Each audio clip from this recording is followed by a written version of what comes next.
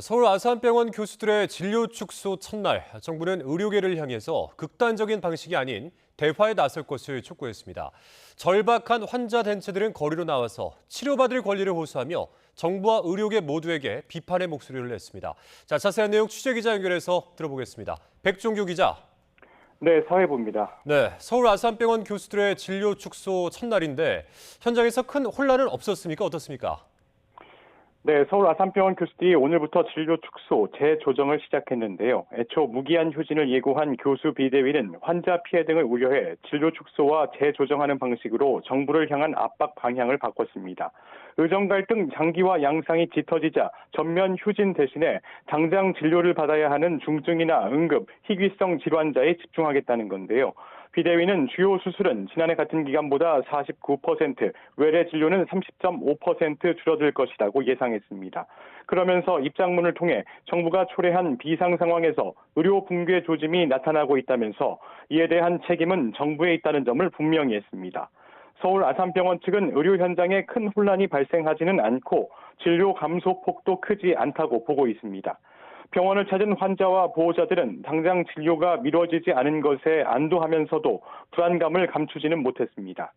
앞서 지난달 27일부터 세브란스 병원이 휴진 중인 가운데 서울 아산병원에 이어 고려대병원은 오는 12일, 충북대병원은 26일에 각각 진료 재조정이나 휴진에 들어갈 예정입니다. 정부는 서울 아산병원 교수들이 전면 휴진이 아닌 진료 재조정에 나선 것에 대해 환자들을 위한 결정을 내려 다행스럽게 생각한다면서 의료계의 무기한 집단 휴진을 멈춰달라고 당부했습니다. 전공의 복귀도 촉구하고 나섰는데요. 이상민 행정안전부 장관은 복귀한 전공의가 정상적으로 수련을 이어가고 전문의 자격 취득에 영향이 최소화되도록 조치하겠다고 강조했습니다. 또 이제는 의료 현장의 혼란을 수습하고 대화를 통해 의료 개혁 방안을 구체화해 나갈 때라며 대화의 장으로 나와달라고 촉구했습니다. 정부가 추진하고 있는 의료개혁 과제는 전공의와 의대생 여러분이 요구하는 의료체계 개선 방향과 결코 다르지 않습니다. 정부는 조만간 미복귀 전공의 대응 방안을 발표할 계획입니다. 네, 오늘 환자 단체들이 또 거리로 나섰는데요. 정부와 의료계를 향해서 어떤 목소리를 냈습니까? 네, 오늘 집회에는 암 환자와 보호자, 일반 시민 등이 함께했습니다. 몸이 아픈 환자와 보호자들이 직접 거리에 나선 건 지금 상황이 절박하다는 의미일 텐데요.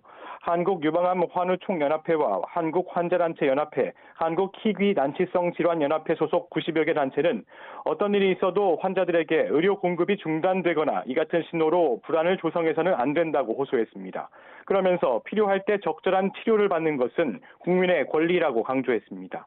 이어 환자가 없으면 의사도 없다며 집단 휴진 중단과 반복되는 의료 공백 재발 방지 대책 마련을 촉구했습니다. 또 무리하게 정책을 추진한 정부와 자신들의 권익을 위해 집단 휴진에 나선 의료계 양쪽에 비판의 목소리를 높였습니다. 거기서 치료가 됩니까? 이러한 원통한 사태가 오늘날의 가장 비극입니다. 의료계 분들 정신 차립시오. 대한민국의 환자는 지금 죽어가고 있습니다. 신음하고 있습니다. 단체들은 의료계와 정부, 국회, 무기한 휴진 처리와 상급 종합병원 전문의 중심 개편, 필수 의료 중단 방지 관련 법률 제정도 촉구했습니다. 지금까지 사회부에서 YTN 백종규입니다.